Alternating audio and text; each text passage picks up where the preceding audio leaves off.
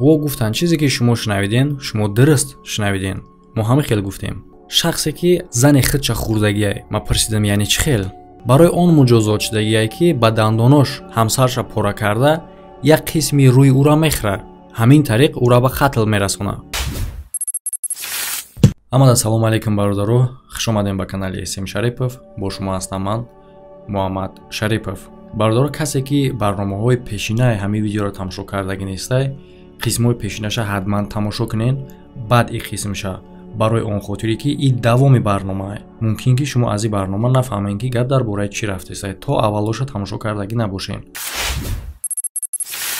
ва бародаро, пеш аз видеоро сар кардан, чун ҳар вақта ссилкае ки дар комментарияи видео закрепит кардагӣ, ин барои шахсое ҳастае ки мехоҳанд дар бурди ҷангвор бозингаро пул кор кунанд. ва ссилка будро ин регистратсия кунем, бинем ба наздики ки бой дора, ки ҷанг дора, ва фаромӯш накунед дар вақти полни регистратсия кардантон промокоди канала истифода барен ки ин промокод ба шумо имконият метад то ки то 6000 рубла бонус ба даст биёрен. ссилка барои регистратсия ва промокод барои бонус ба даст овардан дар комментария закрепит шудагӣ. дӯстони азиз, ба ман хоҳиш карданд ки нақл кунам дар бораи одамое ки гирифтори бемориҳои рӯҳӣ шудагиянд ва мисли шахсоне ки чашм расидагианд ва мисли шахсое ки осеб дидагиянд аз сеҳр ва ҳамчунин дар бораи шахсоне ки ҷин доранд. ман аз ӯ пурсон шудам, барои чӣ шумо мехоҳем ки дар ин бора ма гап занам. ӯ гуфтанд ҳангоме ки мо нақл мекунем дар бораи корҳое ки бо мо рух додагия ё ин ки рух додагӣ буд, наздикони мо ба мо бовар намекунанд ва моро девона фикр мекунанд. лекин агар ки ҳолатҳоро нақл куна ягон кас аз аҳли илм ё ин ки ягон одаме ки ҳамин хел бемориро табобат мекуна, онҳо метавонанд ки ба ӯ бовар кунанд. аиншон боша, ба шумо ма як ҳолат нақл мекунам. ҳолати шахсеро ки ма худам дидагиам ва пурра дар бораи ин ҳолат аз суханҳои худ шунавидагиам. ҳамин хел як чанд сол пеш ман ҳозир шудам дар яке аз районҳои кишвари худмон. агар ки аниқтар бигем, дар райони Иҷизан. ман дар ҳамонҷа лексияе мегзарондам ки дар бораи сеҳр буд, дар бораи хатарҳои ӯ, дар бораи сабабҳои ӯ ва чӣ гуна аз ӯ халос шавем. и шоми панҷшанбе буд ва ҳаму бародарое ки ташкил кардагӣ буданд ин вохӯриро гуфтанд: шейх, чӣ мешуд ки агар шумо амри маъруф ташкил кунед дар рӯзи ҷумъа? ман савол додам дар куҷо ва во гуфтанд ин кора дар тюрма бигзаронед. ман воро гуфтам розиям ва во гуфтанд ки мо навесҳо дорем ва дар зери ин навесҳо шайхҳо омада рӯзҳои ҷумъа амри маъруф мегзаронанд. ман розӣ шуда дар рӯзи дигар ба ҳамон ҷо ҳозир шудам ва аз худованди бузург хоҳиш дорам ки ягон шахси мусулмон ба уҷа наафта ва бигузор ба уҷа бираванд ҳамун шахсое ки ҷиноят кардагиянд ва бигузор ки шахсое ки ноҳаққона дар он ҷо нишастагиянд шуморашон кам шавад. ман ба уҷа омада амри маъруфи рӯзи ҷумъаро гузарондам ва о гуфтанд: шейх, шумо чӣ фикр мекунед? дар ин маҳбаси мо як маҳбуси хеле ҳам ғайриоддие ва барои куштор муҷозот шудагие. ман савол додам чизи ғайриоддӣ дар ӯ чӣ аст? ба ман гуфтанд ӯ ҳамсари худша хурдагие. ман аз нав пурсидам: такрор кунед, шумо чӣ гуфтед? ман мумкин ки хуб нашунавидам. ӯ гуфтанд чизе ки шумо шунавиден шумо дуруст шунавиден.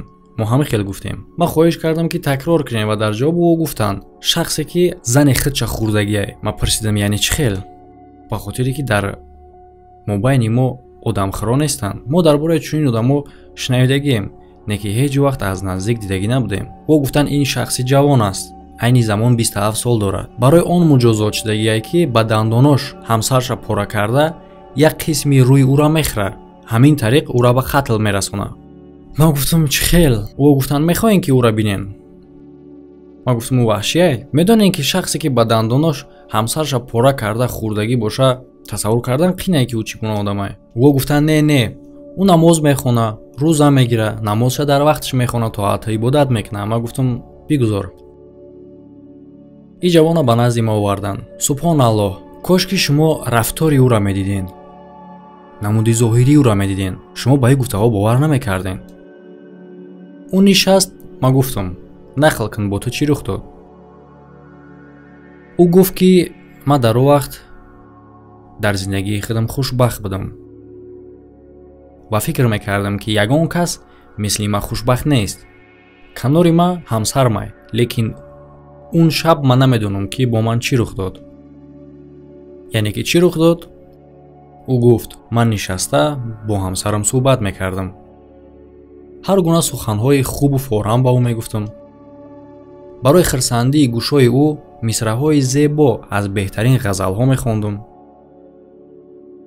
ма гуфтам чӣ хонди ту да ӯ? ва ӯ ба ман хондак як чанд мисраҳои ҳамин шеърҳоро ки мара ба ҳайрат овард. ӯ дар ёд дора ҳамун мисраъҳои шеърҳои хондагиша. ма гуфтам баъдан дарҳол ҳамсарам ба ман гуфт биё мерем аллакай хобкунӣ. барои он хотире ки субҳ ба кор рафтан дар кора ӯ ҳар душ кор мекарданд. дар ҷавоб ма ӯро гуфтам биё каме дигар суҳбат мекунем, ки дар як лаҳза пеши чашми мара чизе маҳкам кард. ман намедонам чӣ. чизе ки ман ёд дорам ба назаре мерасад ки ҳамин гуна чиза ма гӯё ки дар хоб дидагӣ бошам. ба мисли ба назар мерасид ки ман дар хоб дидам ки мехостам ӯро буса кунам, не ки ба ҷои и лунҷи ӯро мегазидам. баъдан аз мӯҳои ӯ қапида ба кандан шурӯъ мекунам.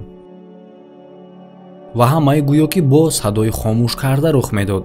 ҳамаш ба монанди кимкадом хобе буд. ман мӯҳои ӯро меканам, ӯ дод мезана ва ҳамин қадарша ёд дорам ки чӣ гуна мо аз ҷогаҳ хоб афтидем ва дар дастҳои ман хун буд. ман дидам ки чӣ гуна ман даҳани ӯро қапида манаҳша кандам ва дар ҳамин ҳамаш ба поён расид. баъдан ман ба газидану хӯрдани ӯ шурӯъ кардам. намедонам барои чӣ. ба мисли ки ҳамаи хоб буд. баъдан чӣ шид? баъди ҳамаи чизе ки ман гӯё ки дар хоб дидам, ман хестам ба ӯ нигоҳ кардам ки ҳама ҷош хуншор буд. чӣ гуна ӯ дар замин ҷон додестай. хеста ба ҳоҷатхона рафтам. либосҳои хунолуд ма кашида хидма аз хун пок кардам, таҳорат кардам барои намоз хондан. баъдан баромада либоси пок ба бадан кардам. кӯлоҳа дар сарам карда ба хондани намоз шурӯъ кардам. ин ҳамун чизе ки ман ёд дорам. ман рафтам ба ӯ ором нигоҳ кардам, мисли ки и ба ман ягон таъсир намерасонд. ин намуди ки мард ҳамсари худша мебина. ҳамаи ҳолате ки бо ӯ рухдодагиай мебина ва ягон таъсир дар ӯ намекуна. баъдан ӯ мегава ба наздикои занам занг зада гуфтам ки ӯро ман дар ҳамин ҳолат ёфтам. ӯ бовар накардан, яъне чӣ хел? ва ӯ гуфтай ҳамин хел. хешовандош омаданд, политсия омад, ӯро дастгир карданд. вақте ки ӯ экспертизаи ҷасади занша мегзаронанд, дар бадани ӯ изҳои дасти ӯро меёбанд, изҳои даҳанша, изҳои дандонош. куҷо шид и пораи гӯшт? пораи гӯште ки бояд дар рӯи ӯ боша. ӯ дар куҷое? ӯ мега ман ёд дорам ки ман чизеро хӯрдам. ӯ тафтиш карда тасдиқ карданд ки дар ҳақиқатанам ями хелай ӯро хӯрдагиай. вақте ки ман ин ҳолата шунавидам, хеле ҳам ҳайрон шидам.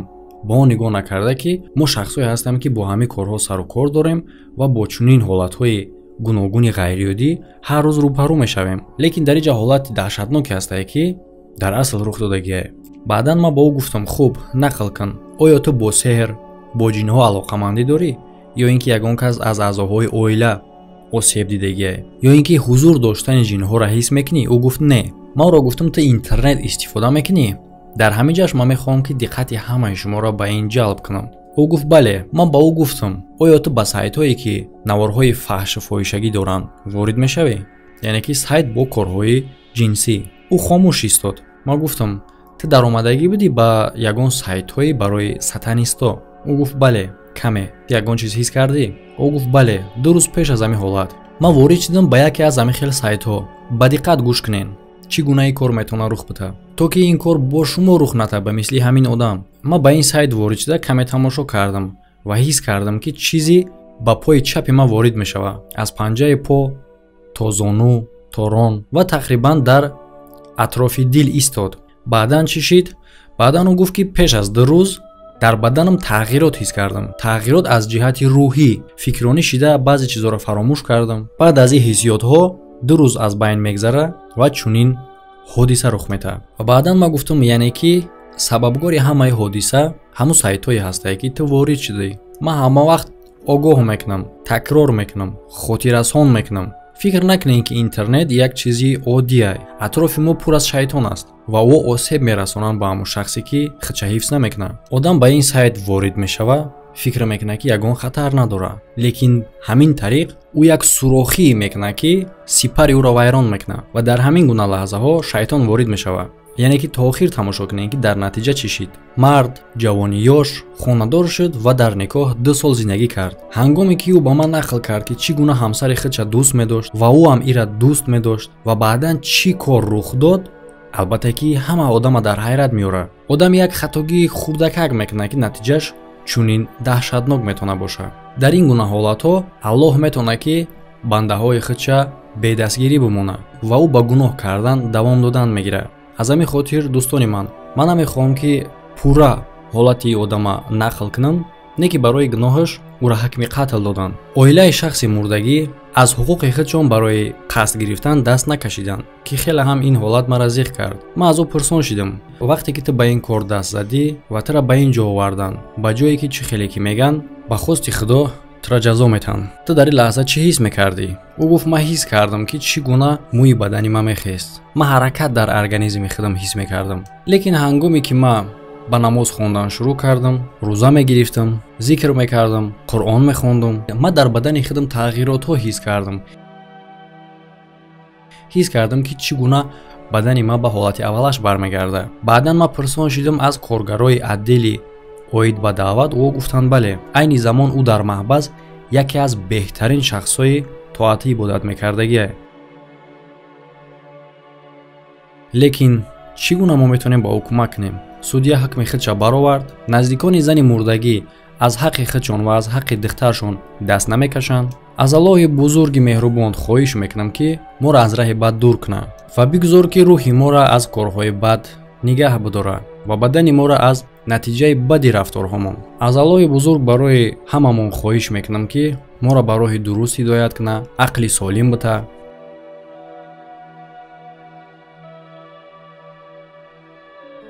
ҳамада хайр, дар паноҳи худо бошед.